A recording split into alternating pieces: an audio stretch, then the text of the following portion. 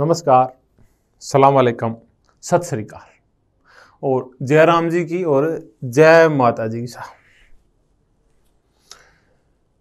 ये सर्वधर्म और सर्वजातीय संबोधनों के बाद मैं इस सेशन में और इस क्लास में आपसे कुछ मजेदार अवधारणाओं के ऊपर, विचारधाराओं के ऊपर, शब्दावली के ऊपर, कॉन्सेप्ट्स के ऊपर चर्चा करने वाला। हेलो। तो अब कुछ समय तक हम राजनीति विज्ञान की अवधारणाओं,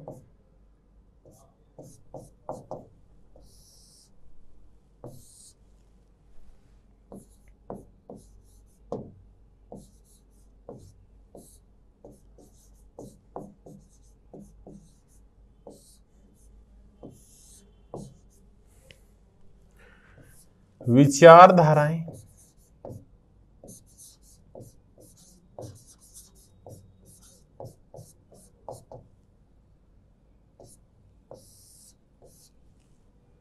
शब्दावली,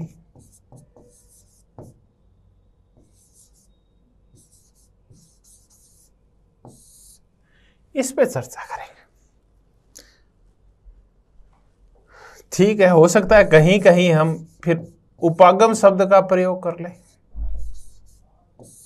और हो सकता है कहीं हम सिद्धांत शब्द का प्रयोग कर लें। इन सब की मैं आपसे चर्चा करूंगा। तो राजनीति विज्ञान की शुरुआती समझ हम विकसित करने की कोशिश करेंगे। आपकी शुरुआती समझ, ये आज पहली क्लास है। आप राजनीति विज्ञान किसी भी प्रतियोगी परीक्षा के लिए अगर आप पढ़ते हैं, चाहे वो असिस्टेंट प्रोफेसर का एग्जाम हो किसी भी राज्य में, किसी भी यूनिवर्सिटी में, किसी भी पीएससीज में, चाहे वो पीजीटी के एग्जाम्स हो, राजस्थान में जिनको स्कूल लेक्चर आरपीएससी के एग्जाम बोले जाता है, चाहे आप नेट जेआरएफ की तैयारी कर रहे हैं, किसी भी ऐसी प्रतियोगी परीक्षा जिसमें राजनीति विज्ञान एक विषय के रूप में है, उसमें ये अवधारणाएं, विचारधाराएं, ये शब्दावली, ये उपागम और सिद्धांत अत्यंत महत्वपूर्ण है और ये शुरुआती समझ है। अगर आपको इन सब की समझ विकसित हो गई है आपको राजनीति विज्ञान में, तो आप ये मानिए कि आपकी नींव तैयार हो गई है, आपका एक फाउंडेशन तैयार हो गया है।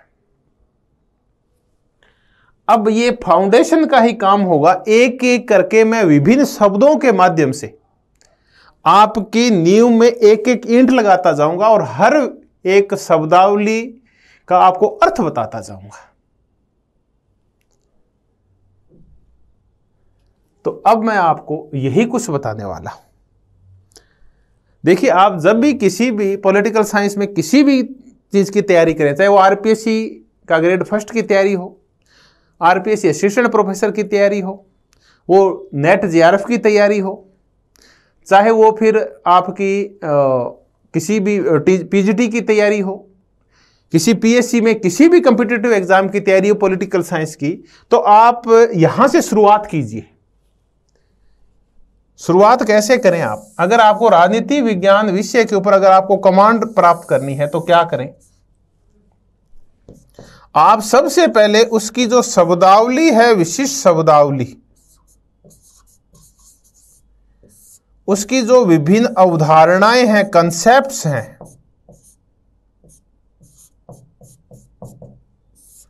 उन पे ध्यान दीजिए आप, नंबर एक। फिर आप थिंकर्स कीजिए, जिनको आप चिंतक बोलते हैं, थिंकर्स पढ़िए।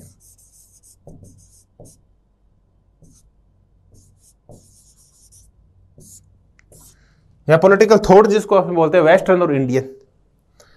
फिर आप थ्योरी पढ़िए,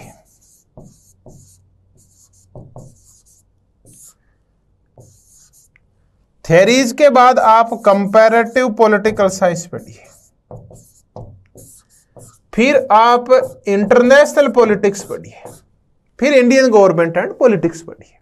तो आपकी समझ पूर्ण इस तरीके से अगर आप स्टेप बाय स्टेप चलते हैं तो आपकी समझ ज्यादा विकसित होती है। तो मैं इसी स्टेप के तहत, इन्हीं वैज्ञानिक कदमों के तहत, तार्किक ज्ञान के तहत मैं आपको सबसे पहले ऐसा कर लेते हैं, सब चीजों को हटा देते हैं, कंसेप्ट, विचारधारा, शब्दावली, उपागम, सिद्धांत, ये क्या है, हम सीधी चर्चा करते हैं कि मैं आपको विभिन्न विचारधाराओं के माध्यम से शब्दावली समझाने की कोशिश करूंगा। जो विभिन्न शब्द हैं जो आपको कम समझ में आते हैं, पढ़ने में भी कम आते हैं, हालांकि ये बार बार शब्द रिपीट होते हैं, हम इनका समझ अर्थ नहीं जानते, इसलिए इनको कनेक्ट नहीं कर पाते विभिन्न अपने ज्ञान के साथ। तो मैं इनका कनेक्शन बताऊंगा विभिन्न चीजों का आपस में।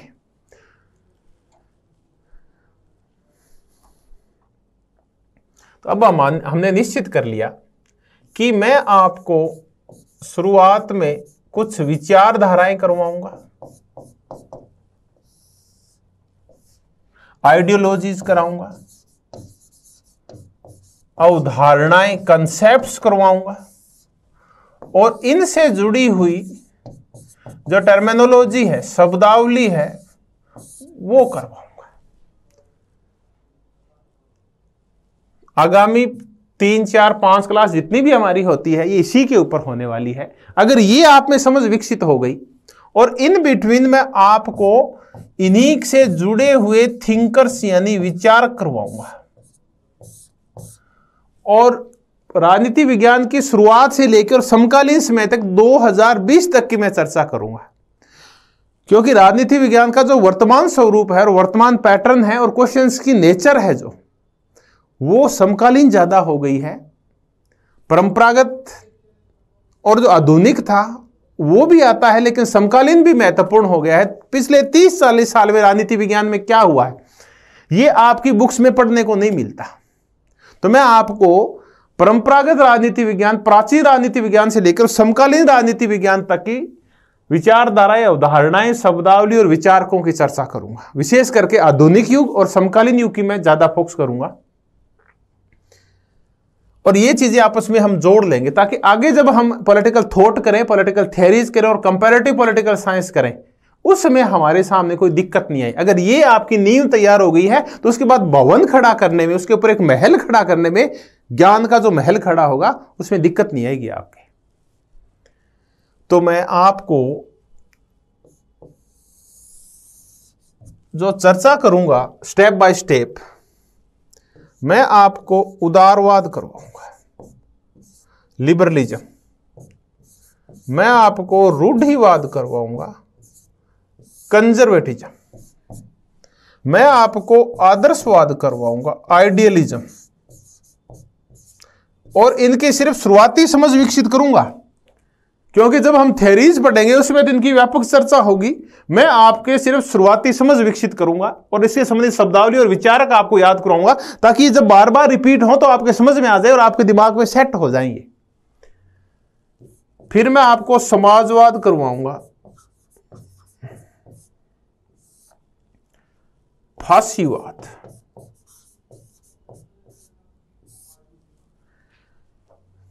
फेमिनिज्म, नारीवाद,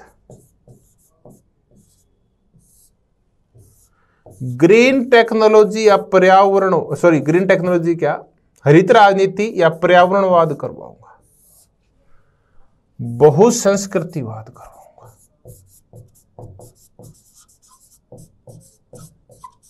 मल्टीकल्चरलिज्म कराऊंगा।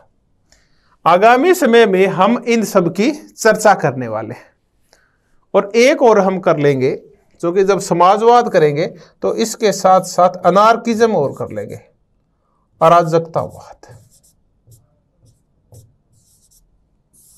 इन सब चीजों पे हम चर्चा करेंगे। Liberalism, feminism, conservatism, idealism, environmentalism, socialism, anarchism, multiculturalism और फासिज्म। देखिए, पहले तो ये शब्द है, ये आप कहेंगे इतने शब्दावली एकदम आपके दिमाग में है, या आप इनके सबके नाम सुन रखे हैं? जो भी 12th पॉलिटिकल साइंस जिसने किए उसने सबके नाम सुन रखे हैं, तो कतई इस झंझट में आपको फंसने की आवश्यकता नहीं है, ये तो आपको पहले ही याद है। अब मैं आपको एक एक करके, और आज मैं जो चर्चा करने वाला हूं वो उदारवाद के ऊपर करने वाला हूं, लिबरलिज्म के ऊपर करने वाला हूं। चलिए, उदारवाद, उससे जुड़ी हुई शब्दावली और उससे जुड़े हुए विचारक करवाऊंगा मैं आपको। फिर एक एक करके हम आगे बढ़ते जाएंगे। तो आज हम चर्चा करने वाले हैं उदारवाद के ऊपर।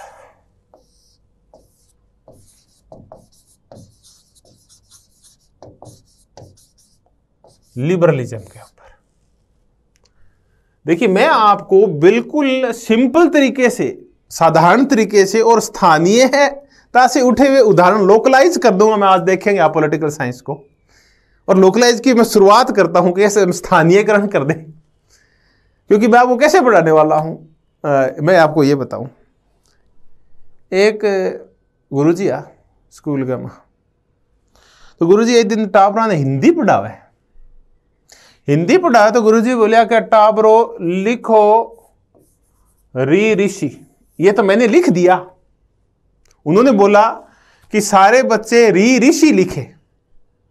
देखिए, बड़ा संकट आता था, क्योंकि जब हम शुरुआत में ये सब सीखा करते थे, ये शब्दावली जब हम सीखा करते थे, ये जो हिज्जे सीखा करते थे देवनागरी लिपि के, तब ये सबसे कठिन लगा करता था। आप खुद अपने बचपन को याद कीजिए, एक तो ये लिखना, एक ये लिखना और एक ये री ऋषि लिखना, ये सबसे टफ लगा करते थे उस टाइम। बचपन में जब हम सीख रहे थे, शुरुआती अक्षर उस टाइम हम अक्षर लिखते नहीं थे, अक्षर कोड़ते थे, हम चित्र बनाते थे उनका। तो एक बच्चा जो बिल्कुल मौलिक सोच वाला था, वो बोला कि गुरुजी मने री ऋषि तो कौन लिखना हुआ है, मैं मोडो लिख दूं के। तो आप री ऋषि बोले या मैं से मोडा बोले, एक ही बात है। तो कुल मिला के मैं ये कहना चाहता हूं कि हम चीजों को कठिन नहीं करेंगे, बल्कि चीजों को सिंपल कर लेंगे। तो हम री ऋषि की बजाय ये वाला कंसेप्ट पकड़ेंगे, ताकि आपको चीजें समझ में आ जाए। मेरा यही उद्देश्य है कि मैं आपके ऊपर अपने ज्ञान का प्रभुत्व स्थापित नहीं करना चाहता, बल्कि मैं ये चाहता हूं कि आपके हंसते हंसते, मजाक मजाक में और साधारण शब्दों के माध्यम से और साधारण शब्दावली के माध्यम से राजनीति विज्ञान आपको समझाऊं कैसे। ये है मेन मोटिव मेरा। तो जल्दी आगे बढ़ते हैं। ये खैर मजाक की बात ही, कोई बुरा नहीं माने, क्योंकि ऋषि महोदय को मोडा ही बोलते हैं गांव में। उदारवाद, तो मैं आपसे चर्चा कर रहा था उदारवाद की, कि इससे जुड़ी हुई शब्दावली और इससे जुड़े हुए विचारक। तो जब मैं आपको उदारवाद समझाऊं, उससे पहले मैं आपको ये बताऊं कि मैं करवाऊंगा क्या क्या। मैं आपको करवाऊंगा ये पुनर्जागरण, क्योंकि यहीं से शुरुआत होती है। कोई चीज पहले आती फिर बाद में आती, बाद में कैसे सब कुछ आगे बढ़ा, ये करवाऊंगा। पुनर्जागरण, धर्म सुधार आंदोलन, उसके बाद धर्म सुधार आंदोलन,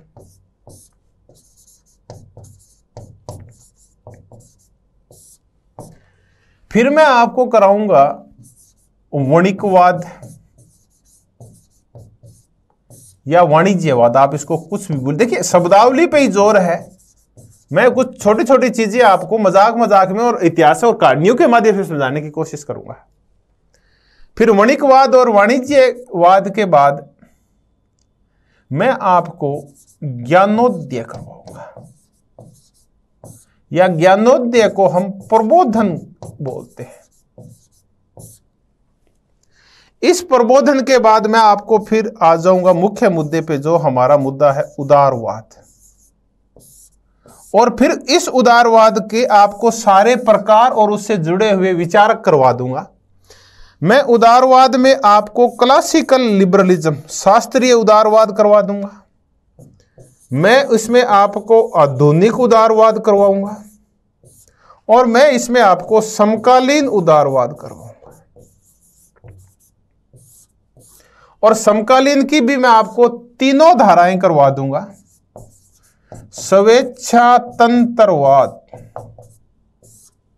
या इच्छा स्वातंत्र्यवाद या नव उदारवाद या नव दक्षिण पंथ, न्यू राइट्स बोले, नियो लिबरलिज्म बोले या लिबर्टेरियनिज्म बोले, आपकी इच्छा है। इसी में मैं आपको उदार समतावाद करवाऊंगा, जिसे महान विद्वान विल किमली का वाम समतावाद कहते हैं। और इसी के तहत मैं आपको समुदायवाद भी करवा दूंगा।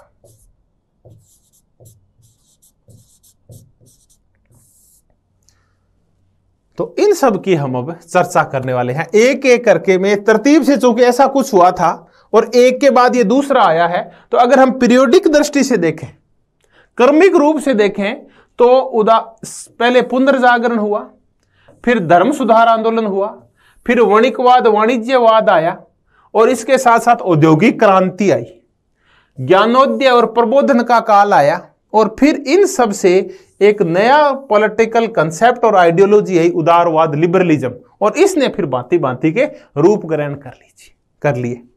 तो मैं सबसे पहले रेनेसा यानी पुनर्जागरण की चर्चा करता हूं। तो मैं आपको उदारवाद करवा रहा हूं, तो मैं आप इस उदारवाद के तहत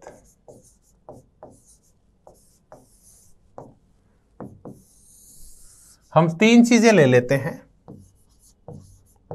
जो आपस में इंटरकनेक्टेड है। पुनर्जागरण, धर्म सुधार आंदोलन और प्रबोधन। प्रबोधन को ज्ञानोदय भी बोला जाता है। बहुत बार आपके सामने यह शब्द आएगा। चलिए, इंग्लिश में एक ही है, एनलाइटेनमेंट। ये क्या है? सबसे पहले हम रेनेसा या पुनर्जागरण की चर्चा करेंगे। बार बार ये शब्दावली आएगी, आप विचार करेंगे तभी ये शब्दावलियां आएगी। आप देखेंगे कि लोस्की बोला कि मैकियावेली में संपूर्ण रेनेसा आ गया, संपूर्ण पुनर्जागरण आ गया। अब आपको ये नहीं पता पुनर्जागरण क्या था जो मैकियावेली के अंदर था, अब पता नहीं क्या है, तो रटे क्यों, समझे ना हम। तो मैं आपको सर्वप्रथम रेनेसा बताऊंगा। देखिए, 14वीं शताब्दी तक आते आते इटली में एक नया मध्यम वर्ग पैदा हुआ जिसकी सोच स्वतंत्र थी, और इस स्वतंत्र सोच ने वहां पुनर्जागरण किया। पुनर्जागरण का तात्पर्य है दोबारा उठना, क्योंकि पिछले, इससे पहले 700-800 साल से जो वहां एज चल रही थी वो डार्क एज थी। मैं आपको वेस्टर्न यूरोप और यूरोप की चर्चा कर रहा हूं, क्योंकि जो भी जितना भी ज्ञान है अपना अधिकांश पॉलिटिकल साइंस का, वो पहले यूरोप केंद्रित है और उसके बाद यूएस केंद्रित है। यानी एंग्लो अमेरिकन है और यूरोपियन है, महाद्वीपीय यूरोपीय है, बस यही है। तो ये पुनर्जागरण जिसकी शुरुआत मैंने कहा इटली से हुई, ये फ्लोरेंस तो इसका मुख्य नगर था जहां का रहने वाला मैकियावेली था। इटली से पुनर्जागरण की शुरुआत हुई, और इसका कारण यह था कि इटली में ही पोप रहता था,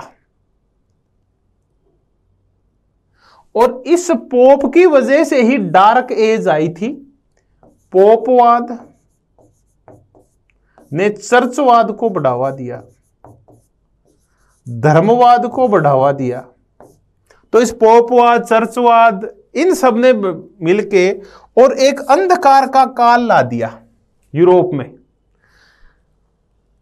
अंधकार का तात्पर्य है कि अब पोपशाही हावी हो गई, धर्म हावी हो गया, रूढ़ियां हावी हो गई,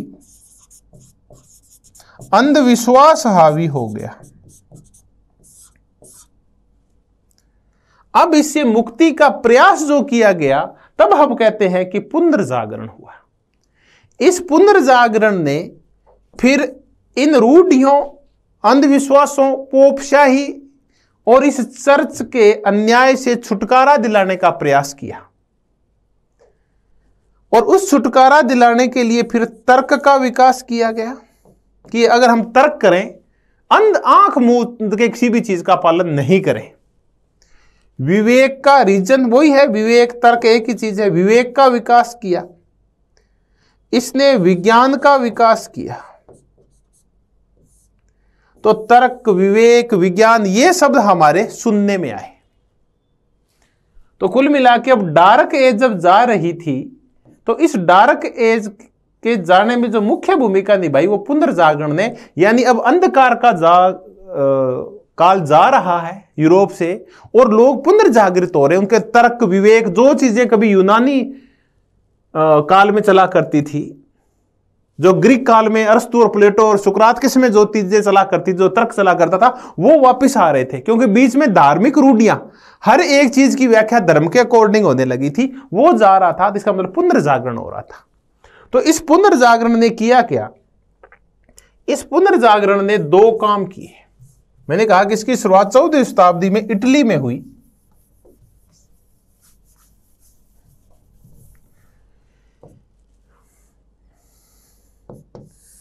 इस पुनर्जागरण ने एक तो खोज की दुनिया की खोज, और दूसरी खोज की मानव की खोज। क्या मानव खो गया था? क्या? हां, धार्मिक रूढ़ियों में खो गया था मानव, पोपशाही में मानव खो गया था, मानव की इच्छाएं, मानव के सौपन खो गए थे, और वो सामंतवाद और पोपवाद की बेड़ियों में जकड़ा गया था। तो अब मानव की खोज हुई। मैंने कहा दुनिया की खोज क्या हुई? तो पुनर्जागरण के बाद कोलंबस ने अमेरिका खोज लिया, कुक ने ऑस्ट्रेलिया खोज लिया, वास्को डी गामा ने भारत और एशिया खोज लिया, यानी स्पेन, पुर्तगाल, फ्रांस, जर्मनी, ब्रिटेन के विभिन्न नाविक निकले और उन्होंने नए नए महाद्वीपों का रास्ता खोजा और वहां से व्यापार करना आरंभ कर दिया। यानी दुनिया की खोज हुई। एशिया, अफ्रीका, अमेरिका और ऑस्ट्रेलिया, इनसे यूरोप का संबंध स्थापित हुआ। यानी पुनर्जागरण की वजह से दुनिया की खोज शुरू हुई। फिर मैंने कहा कि इससे फिर मानव की खोज शुरू हुई। मानव की खोज है कि अब ये पोपशाही से और इन सब के नियंत्रण से, सामंतवाद के नियंत्रण से मुक्त होने लगा। और ये वो युग है, पुनर्जागरण का युग, जब कृषि जा रही है और व्यापार आ रहा है। देखिए, पहले कृषि थी, फिर व्यापार आया और फिर उद्योग आए। देखिए, व्यापार में उद्योग में फर्क है। देखिए, पहले कृषि एक थी, व्यापार आया, यानी वास्को डी गामा या यहां ईस्ट इंडिया कंपनी भारत में व्यापार करने आई थी, उद्योग लगाने नहीं आई थी। यहां से चीजें खरीदो और बाहर बेचो, बाहर से खरीदो और यहां बेच दो, ये था व्यापार, जिसको हम कहते हैं कि वणिकवाद आया, वाणिज्यवाद आया। उद्योग औद्योगिकरण, यानी जब वैज्ञानिक क्रांति हुई, औद्योगिक क्रांति हुई, तब उद्योग आए। तो मानव की खोज हुई। मानव की खोज का तात्पर्य है कि अब तार्किकता आई, विवेकशीलता आई और मानववाद आया, या आप मानवतावाद कह लीजिए। अब ये मानववाद क्या है, मैं आपको ये शब्दावली समझाने की कोशिश कर रहा हूं। ये बार बार आएगा, मानववाद या मानवतावाद। चलो इस शब्दावली को समझते हैं, ये क्या है। तो मानववाद या मानवतावाद का तात्पर्य है कि हर चीज का स्टैंडर्ड मानव है। कोई भी गतिविधि वो मानव के सुख के लिए, मानव के आराम के लिए और मानव की उन्नति के लिए होनी चाहिए। हर चीज ह्यूमन सेंट्रिक हो गई है, जो कभी रिलीजन सेंट्रिक या सोशल सेंट्रिक हुआ करती थी। यानी पहले सारी गतिविधियां धर्म केंद्रित हुआ करती थी, व्यक्ति की बजाय धर्म केंद्रण में था, समाज केंद्रण में था, व्यक्ति का कहीं नाम ही नहीं था। तो अब मानव महत्वपूर्ण हो गया है, मानव केंद्र में आ गया है। मानव की खुशियां, मानव के सौपन, मानव के उद्देश्य, ये सारे केंद्र में आ गए। तो हम कहते हैं मानवतावाद का विकास हुआ। तो मैं कह रहा था कि इस पुनर्जागरण ने दुनिया की खोज की, मानव की खोज की, इसने विवेकशीलता, तार्किकता और वैज्ञानिक विचारों का विकास किया। उसको हम फिर पुनर्जागरण कहते हैं। तो फिर पुनर्जागरण है क्या? दरअसल पुनर्जागरण एक बौद्धिक क्रांति है, एक मेंटल रिवॉल्यूशन है। बौद्धिक रिवॉल्यूशन का तात्पर्य है कि ज्ञान के प्रत्येक क्षेत्र में क्रांति हुई और प्रत्येक क्षेत्र में मानव सेंट्रिक हो गया और धर्म की अवहेलना की जाने लगी, धार्मिक रूढ़ियों से मुक्ति के प्रयास किए जाने लगे, धार्मिक परंपराओं को नकारा जाने लगा, चाहे वो विज्ञान थी, चाहे वो कला थी, चाहे वो साहित्य था, और चाहे वो चित्रकला थी, चाहे वो स्थापत्य कला थी। प्रत्येक जगह अब तर्क, विवेक और मानवतावाद आ गया था। हम पढ़े विज्ञान में कैप्लर जैसे लोग आ गए, कोपरनिकस आया, गैलीलियो आया, न्यूटन के नियम आ गए।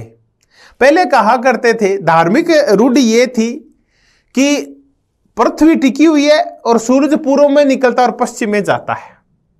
ये धर्म ग्रंथों में लिखा हुआ था। पोप साहब की व्याख्या ये थी, रोमन जो पोप था वो ये कहा करता था।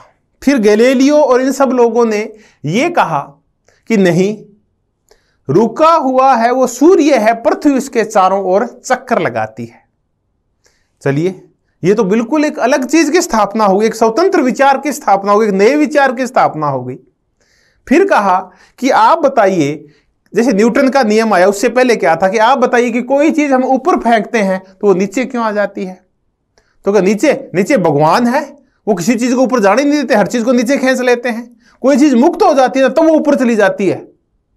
अच्छा, न्यूटन ने कहा ऐसा कुछ नहीं है, पृथ्वी के अंदर एक गुरुत्वाकर्षण शक्ति है जो प्रत्येक चीज को अपनी ओर खींचती है। तो मैंने कहा एक बौद्धिक क्रांति थी जो विज्ञान के क्षेत्र में हुई, कला के क्षेत्र में हुई। लियोनार्डो दा विंची जैसे लोग आए जिन्होंने अलग चित्र बनाए, मोनालिसा के चित्र बनाए जिसमें मानव प्रेम, मानव प्रकृति ज्यादा महत्वपूर्ण थी। शेक्सपियर जैसे लोग आए, दांते जैसे लोग आए। फिर राजनीति विज्ञान में भी मैकियावेली जैसे लोग आए जिन्होंने धर्म का विरोध किया, पोप की तानाशाही का विरोध किया और सुदृढ़ राजतंत्र का समर्थन किया। तब मैंने कहा यह था पुनर्जागरण, ये थी बौद्धिक क्रांति जो 14वीं और 15वीं शताब्दी में आई और यूरोप के लोगों की सोच बिल्कुल स्वतंत्र हो गई। तो इस मुद्दे पे हमने चर्चा की। अब इस पुनर्जागरण से फिर फर्क क्या पड़ा कि इस पुनर्जागरण से जो नए नए विचार पैदा हुए उसने राजनीति को बिल्कुल बदल के रख दिया। राजनीति में क्या क्या बदलाव आए, इस पुनर्जागरण के परिणाम स्वरूप राजनीति में संप्रभुता की चर्चा होने लगी, राष्ट्र राज्य की चर्चा होने लगी, धर्मनिरपेक्षता की चर्चा होने लगी, नागरिकता के नए रूप में परिभाषित किया गया, अधिकारों की चर्चा होने लगी, स्वतंत्रता की चर्चा होने लगी। यानी राजनीति विज्ञान में भी बहुत सारे परिवर्तन किए इस पुनर्जागरण ने। चलिए अब आगे बढ़ते हैं और मैं आपको बताता हूं फिर अगली गतिविधि क्या हुई। अगली गतिविधि हुई धर्म सुधार के रूप में।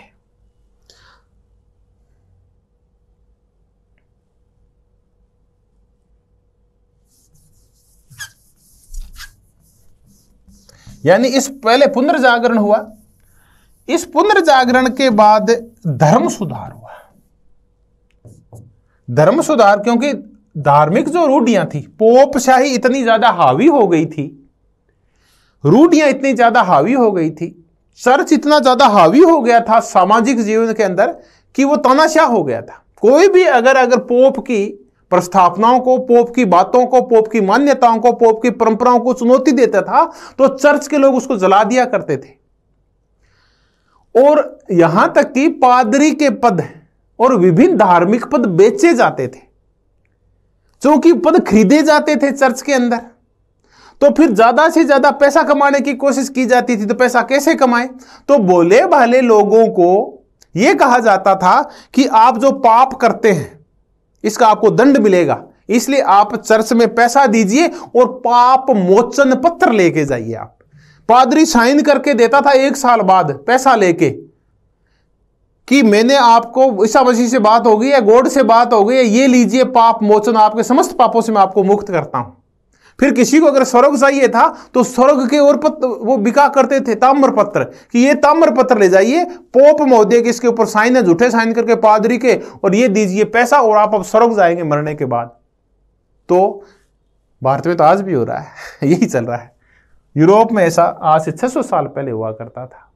तो इस फिर के खिलाफ फिर एक व्यक्ति ने क्रांति की जो खुद एक पादरी था, मार्टिन लूथर किंग, और ये था रहने वाला जर्मनी का। इसने इस धार्मिक रूढ़ियों को चुनौती दी और प्रोस्ट किया, यानी विरोध किया, प्रोटेस्ट किया। प्रोटेस्ट तो आप जानते हैं विरोध करना। और इसी प्रोटेस्ट से फिर एक शब्द निकला, प्रोटेस्टेंट। मजेदार शब्द निकला। आप जब भी कभी पढ़ते हैं तो फिर इस धर्म सुधार की वजह से ईसाइयों का एक नया वर्ग पैदा हुआ जिसको अपन प्रोटेस्टेंट बोलते हैं। इस प्रोटेस्ट शब्द से बना ये। इन लोगों ने फिर रोमन जो पोप था, क्योंकि ईसाइयों की जो मुख्य जो धार्मिक अधिकारी था जिसको हम पोप बोलते हैं, वो रोम में बैठा करता था। आजकल वेटिकन में बैठता है, जो वेटिकन सिटी जिसको कहते हैं, रोम से थोड़ी सी दूर है, इटली के पास। उस वेटिकन सिटी में जो रोम था उसका विरोध किया प्रोटेस्टेंटों ने। तो दो भागों में बंट गए ईसाई। एक हो गए जो पुराने वाले थे, वो कैथोलिक थे, जिनको अपन कई बार रोमन कैथोलिक बोलते हैं, क्योंकि ये पोप था जो सर्वोच्च धर्माधिकारी था ईसाइयों का, वो रोम में बैठता था। तो एक तरफ रोमन कैथोलिक हो गए, उनके विरोध करने वाले, उनका प्रोटेस्ट करने वाले प्रोटेस्टेंट हो गए। ये धार्मिक रूप से कट्टर थे और रूढ़िवादी थे, और ये धार्मिक रूप से धर्मनिरपेक्ष टाइप थे और सुधारक थे, ये प्रोटेस्टेंट थे। इनके समय में संघर्ष चला और इन प्रोटेस्टेंटों ने फिर पोप की सत्ता को चुनौती दी। तो ये था धर्म सुधार आंदोलन। यानी इस धर्म सुधार आंदोलन ने फिर लोगों को और उनके मस्तिष्क को उन रूढ़ियों से मुक्त कर दिया, और अब फिर मानवतावाद आया, स्वतंत्रता आई, स्वायत्ता आई, विवेक आया, तर्क बुद्धि आई। क्योंकि जहां तर्क होता है, जहां विवेक होता है, जहां स्वतंत्रता होती है, स्वतंत्र विचार होते हैं, स्वतंत्र सोच होती है, जहां वैज्ञानिक सोच होती है, वहां फिर धार्मिक रूढ़ियां टिक नहीं पाती, क्योंकि ये विज्ञान की कसौटी और तर्क की कसौटी पे खरी नहीं उतरती। तो ऐसा ही कुछ हुआ, इस धर्म सुधार आंदोलन ने कुछ ऐसा कर दिया। अब इस पुनर्जागरण और धर्म सुधार आंदोलन की वजह से कुछ बड़े मजेदार काम हुए। क्या क्या हुआ, हम इसकी चर्चा करते हैं कि राजनीति विज्ञान में पुनर्जागरण और धर्म सुधार से क्या फर्क पड़ा। इसकी वजह से मैकियावेली जैसे लोग विचारक पैदा हुए, और इन लोगों ने फिर राजनीति विज्ञान को कुछ एक नई गति दी। मैंने कहा कि इससे पैदा हुआ एक ऐसा राज्य जिसको हम कहते हैं धर्मनिरपेक्ष राज्य। फिर एक नया कंसेप्ट आया राष्ट्र राज्य का, नेशन स्टेट का, क्योंकि पोप था वो पहले प्रत्येक राज्य के अंदर दखलंदाजी किया करता था। अब वहां के राजाओं ने कहा कि पोप पे हमारा कोई नियंत्रण नहीं है, ये राज्य हमारा है। तब एक राष्ट्र राज्य का विकास हुआ, और इसने एक और चीज को बढ़ावा दिया कि इसने फिर निरंकुश राजतंत्र को बढ़ावा दिया। धर्म सुधार आंदोलन और पुनर्जागरण की वजह से जो राजा थे उनके ऊपर से पोप का नियंत्रण खत्म हो गया, सामंतों का नियंत्रण खत्म हो गया। तब निरंकुश राजतंत्र आए, और उन्होंने, चाहे वो फिर ब्रिटेन में आया, चाहे वो फ्रांस में आया, चाहे वो फिर पर्सा में आया, चाहे वो इटली में आया होगा, फिर निरंकुश राजतंत्रों का विकास हुआ। सामंतवाद राजतंत्र, पहले सामंत थे, ये राजा के पूर्ण नियंत्रण में नहीं थे।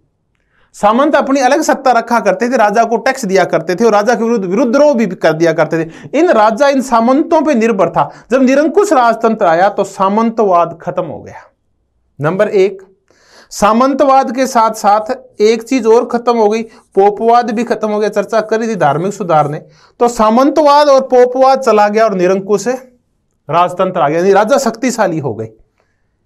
और देखें क्या हुआ, तो जब राष्ट्र राज्य का विकास हुआ तब एक नया कंसेप्ट आया जिसको हम संप्रभुता बोलते हैं, यानी राज्य अपने आप में संप्रभु हो गया। राजा न तो पोप को कुछ समझता था और न ही सामंतों को कुछ समझता था, अब वो संप्रभु हो गया।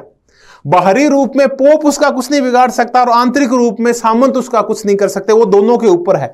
राजा बोला मैं धार्मिक मामलों में भी सर्वोच्च हूं और मैं राजनीतिक मामलों में भी सर्वोच्च हूं, तब ये निरंकुश राजतंत्र आया, यानी इसी को हम बोलते हैं कि तब एक संप्रभुता का कंसेप्ट आया, सोवर्निटी का कंसेप्ट आया। अब आर्थिक क्षेत्र में एक और काम हुआ। राजा ने यह देखा कि वो आर्थिक रूप से इन सामंतों के ऊपर निर्भर है, क्योंकि सामंत है ये जनता से टैक्स लेते हैं, क्योंकि कृषि व्यवस्था है। सामंतों के नाम है जमीन, राजा ने सामंतों को जमीन दे रखी है, वो उन किसानों से अनाज इकट्ठा करते हैं, टैक्स इकट्ठा करते हैं, कुछ अपने पास रखते हैं, कुछ राजा के पास भेज देते हैं। तो राजा, कृषि व्यवस्था थी तो इन सामंतों के ऊपर निर्भर था। तो राजा ने इन सामंतों के नियंत्रण से मुक्त होने के लिए और अपने राज्य का खजाना भरने के लिए फिर व्यापार को बढ़ावा देना शुरू किया। व्यापार, तब वास्को डी गामा जैसे लोग पुर्तगाल से चले, जब कोलंबस जैसे लोग नए नए देशों की खोज करने के लिए और व्यापार करने के लिए नई दुनिया अमेरिका में गए, तब ऑस्ट्रेलिया की खोज की गई, अफ्रीकन देशों के साथ व्यापारिक मार्ग ढूंढे गए। तब व्यापार शुरू हुआ और इस व्यापार को बढ़ाने में राजाओं ने खूब महत्वपूर्ण भूमिका अदा की ताकि खजाना भर सके।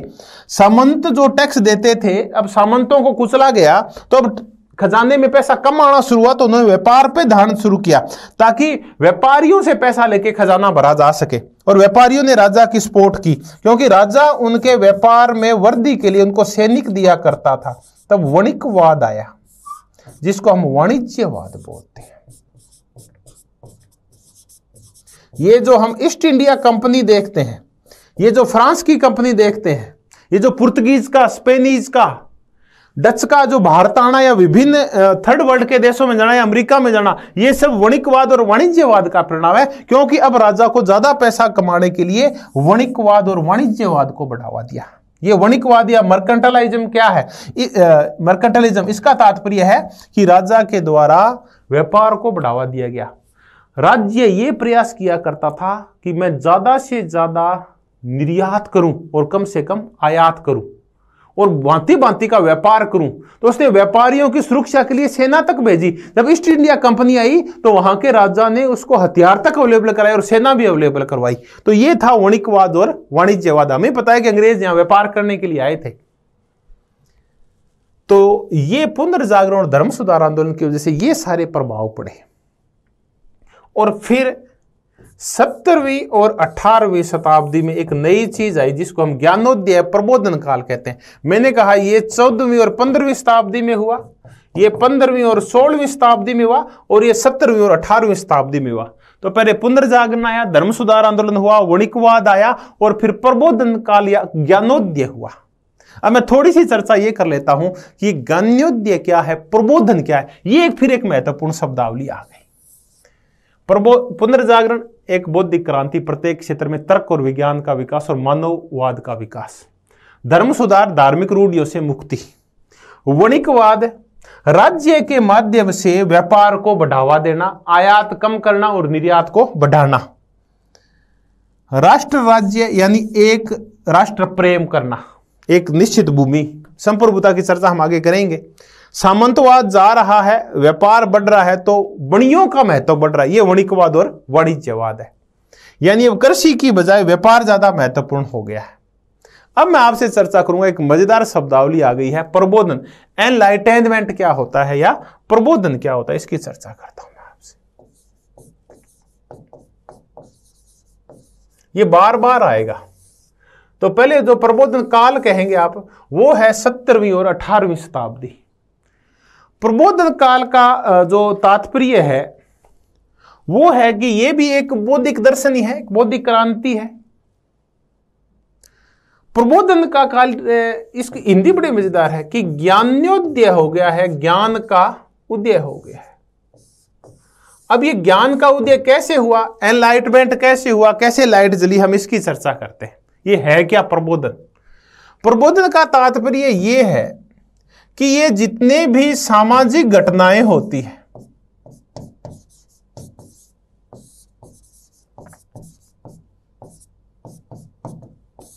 ये जितनी भी प्राकृतिक घटनाएं होती हैं, इन घटनाओं के पीछे कोई भी धार्मिक या अलौकिक शक्ति नहीं है, कोई भी अधिभौतिक शक्ति नहीं है, बल्कि प्रत्येक घटना और प्रत्येक जो इस संसार में परिवर्तन हो रहा है, उस परिवर्तन के पीछे कुछ शाश्वत नियम है।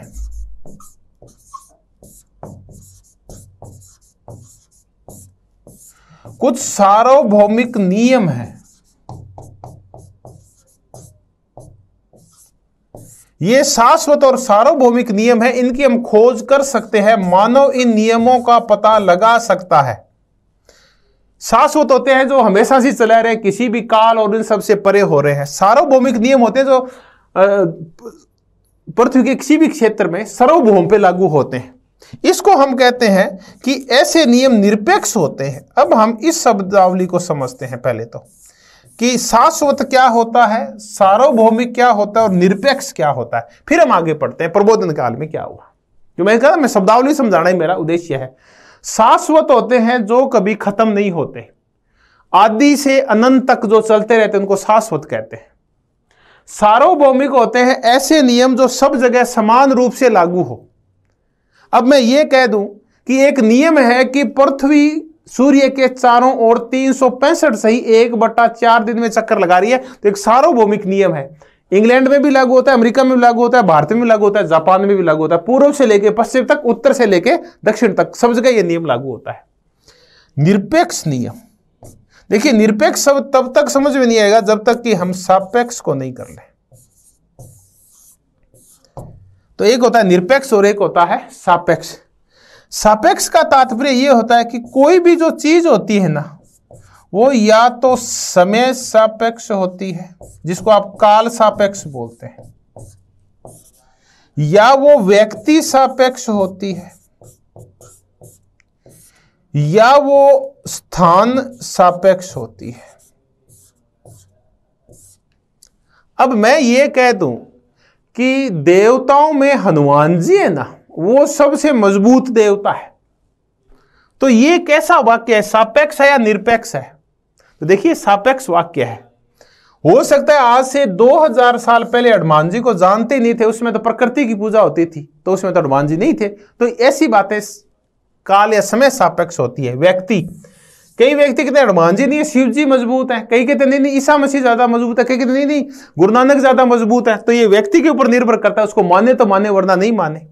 स्थान, हो सकता है भारत के लोग इसको मानते हो, पाकिस्तान के लोग हनुमान जी को शक्तिशाली नहीं मानते हो। तो सापेक्ष चीजें वो होती है जो समय, व्यक्ति, काल और स्थान के अनुसार बदलती रहती है, वो सापेक्ष चीजें होती है।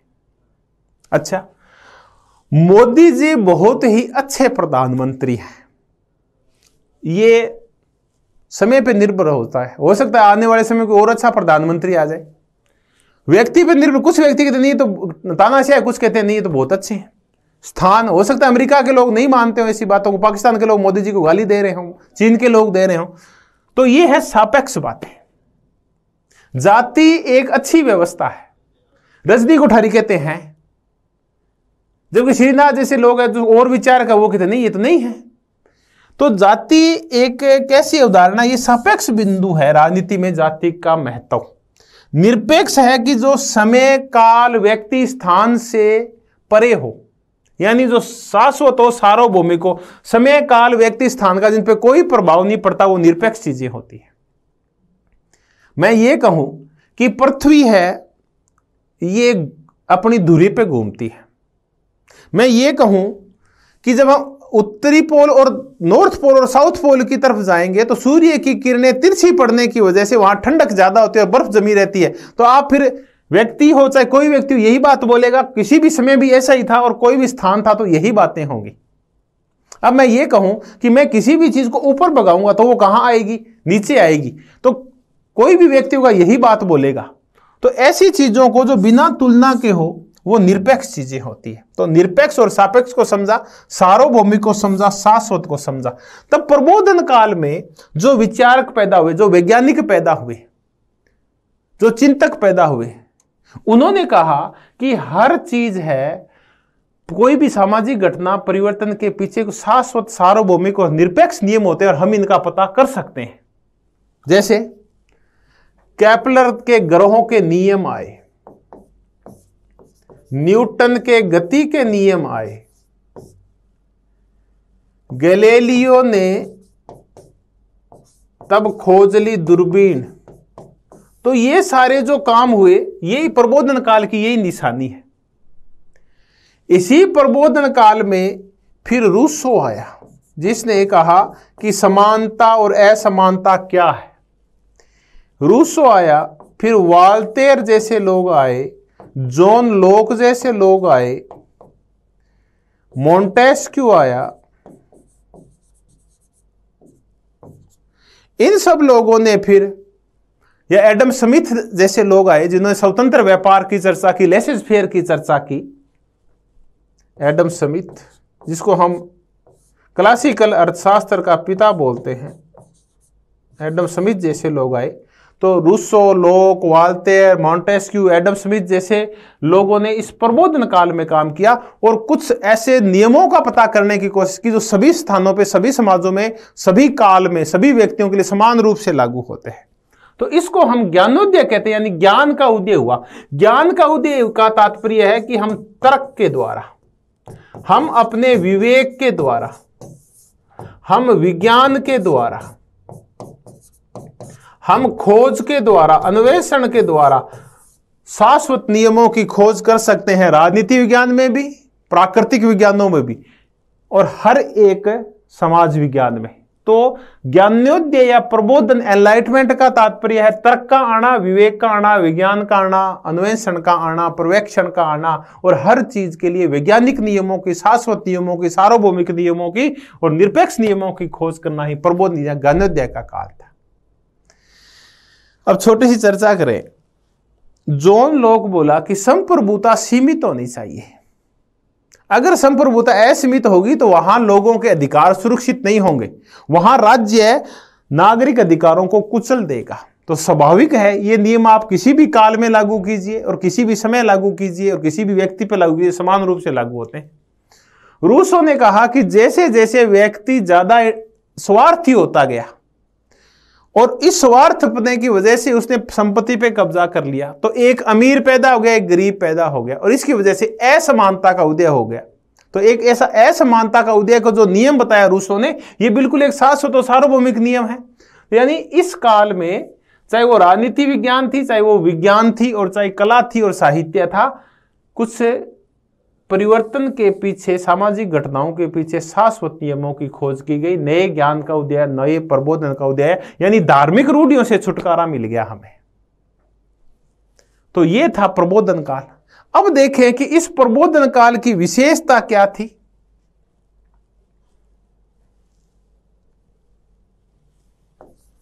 इस प्रबोधन काल से फर्क क्या पड़ा कि इस प्रबोधन काल ने एक बौद्धिक क्रांति कर दी। नंबर 1, इस प्रबोधन काल ने कुछ एक नई चीज स्थापित की जिसको हम कार्य कारण संबंध बोलते हैं। अब ये क्या है कार्य कारण संबंध? कि एक प्रवर्ती घटना के पीछे एक पूर्ववर्ती घटना जरूर होती है, यानी घटनाओं की एक श्रृंखला चलती है, बिना कारण के कभी कोई कार्य नहीं होता। अब मैं कहूं कि एक कार्य हो रहा है कि कोई चीज जिसको मैं ऊपर भगा रहा हूं, जैसे पेन ही भगा दिया, वापस नीचे आएगा, तो बताओ ये कार्य है पेन का ऊपर जाना और वापस नीचे आना। इसके पीछे कारण क्या है? पृथ्वी की गुरुत्वाकर्षण शक्ति। एक कार्य है कि मैंने बंदूक चलाई और कंधे को पीछे धक्का दिया बंदूक ने, तो ये गति के नियम है, इसके पीछे जो कारण है। तो फिर दुखों का मूल कारण क्या है? दुखों का मूल कारण है कि इसके पीछे कारण है निरंकुशता। तो फिर दुखों का निवारण कैसे होगा, नागरिक दुखों का? कि फिर इनको स्वतंत्रता दो, इनको अधिकार दो। यानी कार्य कारण संबंध, हर चीज के पीछे, विज्ञान में कोई भी कार्य होता है उसके पीछे कोई न कोई कारण होता है। अब आप बताइए कि धुआं क्यों निकलता है? धुआं एक कार्य, क्योंकि कहीं ना कहीं एक आग जल रही है। तो ये है कार्य कारण संबंध। तो प्रबोधन काल ने कार्य कारण संबंधों की खोज शुरू की। कार्ल मार्क्स कहता है कि क्यों होता है मजदूरों का शोषण? मजदूरों का शोषण जो हो रहा है उसके पीछे कारण है पूंजीवाद। तो कार्य कारण संबंध प्रबोधन काल में खोजे जाने लगे और कार्य कारण संबंध विज्ञान को बढ़ावा देता है। इसने एक और काम किया जिसको हम बोलते हैं अनुभववाद, एम्पेरिसिज्म बोलते हैं इसको, अनुभववाद या अनुभविकता बोलते हैं। तो प्रबोधन काल में अनुभववाद बड़ी महत्वपूर्ण चीज थी। ये बार बार शब्द आएगा, अनुभववाद क्या होता है, एम्पेरिसिज्म क्या होता है? कि ज्ञान वही सत्य है जो इंद्रियों द्वारा प्राप्त किया जाता है, जो इंद्रियों से परे है, पारलौकिक ज्ञान है, वो ज्ञान महत्वपूर्ण नहीं है, वो ज्ञान सिर्फ कोरी कल्पना है, वो पोंगापंथी है। अब कैसे? ईश्वर है, उसके 4 हाथ हैं, ये कैसा ज्ञान है? ये जो पृथ्वी है ये एक सांड है, उसके सींग के ऊपर खड़ी है, और जैसे ही वो सांड सींग हिलाएगा ये पृथ्वी पे भूकंप आएगा। अच्छा, अंदर से पता नहीं कौन एक मुक्का मारता है, पृथ्वी फट जाती है और अंदर से लावा निकलता है। एक अलौकिक शक्ति है? बिल्कुल नहीं है। अंदर लावा है, गर्म होता है, भाप बनती है और वो भाप तोड़ के बाहर आती है। कुकर क्यों फटता है? तो देखिए ये है अनुभव जो हमने कुकर के माध्यम से देखा। तो कोई अलौकिक शक्तियां नहीं होती, कोई पारलौकिक कोई लोक नहीं है, यह लोक महत्वपूर्ण है, यह लोक है ना, यही महत्वपूर्ण है, यही जगत सबसे ज्यादा महत्वपूर्ण है। तो ये अनुभववाद आया और पारलौकिकता और जो इंद्रियों के अनुभव से परे चीजें उनको नकार दिया गया। ये जिनको आप प्रत्येक चीज के पीछे अलौकिक शक्तियां ढूंढते हैं, जैसे पहले क्या कहते थे, किसी को हार्ट अटैक आया, वो मर गया, तो क्या कहते, नहीं नहीं वो तो जा रहा था, हार्ट अटैक चलते चलते गिर गया, गिरते ही मर गया। तो नहीं नहीं एक भूत आया, भूत ने उसके पीछे से थप्पड़ मारा और वो मर गया। ये तो अलौकिक चीजें हैं। नहीं, आप अगर अनुभव करेंगे, कार्य कारण संबंध खोजेंगे, विज्ञान और तर्क की चर्चा करेंगे, कोई भूत नहीं था बल्कि उसके हार्ट अटैक हुआ था। यानी अब इंद्रियों के द्वारा प्राप्त ज्ञान पे ही बल दिया जाने लगा। और पारलौकिक जगत की बजाय कौन से जगत को महत्वपूर्ण माना गया? इहलोक। परलोक कौन सा होता है? दूसरा लोक, दूसरा जिसे हम चर्चा करते हैं ना, हिंदुस्तानी और विशेष करके जो हिंदू धर्म है वो तो इहलोक की तो चिंता ही नहीं करता, वो तो परलोक की चिंता करता है हमेशा ही। अच्छा, एक प्रबोधन काल ने एक बड़ी मजेदार चर्चा की, जिसकी मैं कहता हूं कि इस प्रबोधन काल ने मानवतावाद का विकास किया, या मानववाद, ह्यूमनिटेरियनिज्म का विकास किया। आप भारतीय ग्रंथ पढ़िए, भारती के ना ये पढ़िए आप, आरतियां वारतियां कि मैं मूर्ख खलकामी, यानी इतना ज्यादा दबाया गया है, हमारे अंदर इतनी ज्यादा हीन भावना भरी गई है कि मैं मूर्ख खलकामी, मैं मूर्ख हूं, खल हूं, कामी हूं। क्यों भाई? नहीं हूं, मैं साफ दिल का हूं, मैं नैतिक हूं, मैं अच्छा हूं, ये कहो ना, क्यों कहें मूर्ख खलकामी? तो ये है मानवतावाद। मानव अच्छा है, मानव नैतिक है, मानव तार्किक है, मानव विवेकशील है, बिल्कुल मूर्ख खल और कामी नहीं है जैसी कि धार्मिक व्याख्या है, बिल्कुल नहीं है मानव ऐसा। तो ये था मानवतावाद आया इस प्रबोधन काल में। तो हमने ये देखा, और एक और वह ज्ञान और विज्ञान में अंतर संबंध स्थापित किया। अगस्ट कोम्टे जैसे लोग आए और इन्होंने ये कहा कि प्राकृतिक नियम है, प्राकृतिक विज्ञान है, उनको सामाजिक विज्ञानों में भी लागू किया जा सकता है। यानी इस प्रबोधन काल की वजह से विज्ञानवाद का विकास हुआ। विज्ञान का वाद का तात्पर्य है कि वैज्ञानिक नियम स्थापित करना सामाजिक विज्ञानों में भी, ये विज्ञानवाद आया। तो ये था प्रबोधन, इसको बोलते हैं ज्ञानोदय। अनुभववाद पे विश्वास करना, पारलौकिक चीजों की बजाय यही लोक में विश्वास करना, मानव के कल्याण पे पर विश्वास करना, स्वतंत्र सोच, यानी इसने स्वतंत्र सोच का विकास किया, इसने तर्क का विकास किया, इसने विवेक का विकास किया। वही पुनर्जागरण वाली वही बातें, इसी को प्रबोधन काल बोलते हैं। ये बढ़ गया बाद में। तो ये सब था प्रबोधन काल। तो मैंने उदारवाद की जो पृष्ठभूमि बनाई है, नहीं उदारवाद तो एक एज आइडियोलॉजी तो बाद में करेंगे, मैं तो आपको कुछ शब्दावली समझाने की कोशिश कर रहा हूं। तो मैं अब तक आपको जो समझा चुका हूं वो क्या है?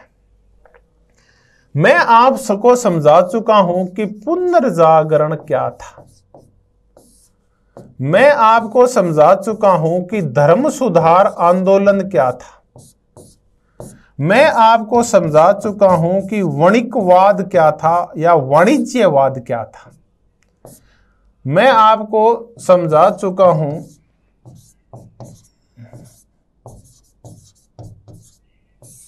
कि सामंतवाद क्या था।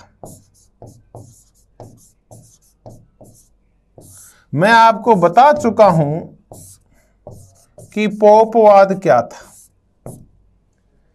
फिर मैंने आपसे चर्चा की ज्ञानोदय या प्रबोधन काल की। फिर मैंने आपको बताया कि तर्क क्या है, विवेक क्या है, रीजन, यानी प्रत्येक घटना के पीछे कारणों की खोज करना, तर्क करना, किसी भी चीज पे आंख मूंद के विश्वास नहीं करना, हर एक चीज पे प्रश्न खड़ा करना कि ऐसा क्यों हुआ। अगर अब आप तर्क करें, कई लोग कहते हैं कि हनुमान जी के पूंछ थी। अच्छा, ऐसा कुछ नहीं हुआ था। हनुमान जी भी एक महान सेनापति थे, क्योंकि 2000 या 3000 साल पहले जब रामायण लिखी गई थी उसमें कतई बंदर बोलना नहीं जानते थे। मानव का निर्माण हो चुका था 3-3.5 करोड़ साल पहले, जितना भी था, यानी 3000 साल पहले तो पक्का ही बंदर नहीं बोलते थे, मान के चलिए आप। तो हनुमान जी के पूंछ थी ऐसा नहीं था, ये तो बाद में जब अज्ञान आया और ज्ञान के ऊपर सिर्फ कुछ कुबुद्धि और निर्बुद्धि लोगों ने कब्जा कर लिया, तो उन्होंने लिखना तो ये था कि हनुमान जी सेनापति थे और उनकी पूछ बहुत ज्यादा थी। रामचंद्र जी भी पूछते थे कि लंका पे कब्जा करना है, हनुमान जी क्या करें, तो उनकी पूछ थी। और एक हमारे ज्ञानी महोदय ने, हमारे पुजारी महोदय ने, ब्राह्मण देव ने क्या किया, एक बिंदी लगा दी कि हनुमान जी के पूछ थी। अच्छा चलिए, तो आप हर चीज के पीछे तर्क और विवेक का पालन कीजिए। ये है तर्क और विवेक कि हम एक निश्चित ज्ञान तक पहुंचे, हम तर्क विवेक विज्ञान के माध्यम से। तो मैंने आपको ये समझाया। इसके बाद मैंने आपको बताया कि इन सब चीजों की वजह से फिर राष्ट्र राज्य आया। इसकी तो मैं कई बार आगे भी चर्चा करूंगा, ये तो बहुत ही महत्वपूर्ण टॉपिक है। राष्ट्र राज्य आया, संप्रभुता आई। ये तो आप जानते हैं कि संप्रभुता क्या है, ये आगे तो चर्चा होगी इनकी। फिर मैंने कहा कि धर्मनिरपेक्षता आई, धार्मिक सद्भाव आया, शांतिपूर्ण सह अस्तित्व आया और ये सब चीजें आई। तो अब तक मैंने आपको ये सारी चीजें बताने की कोशिश की है।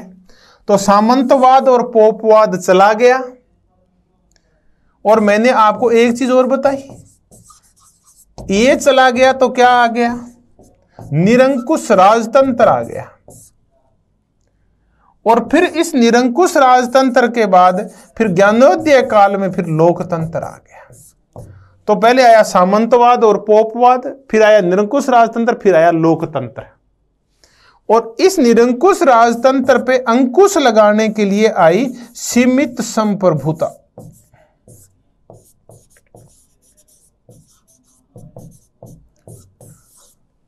यानी राजा की संप्रभुता, उसकी ताकत सीमित कर दी गई।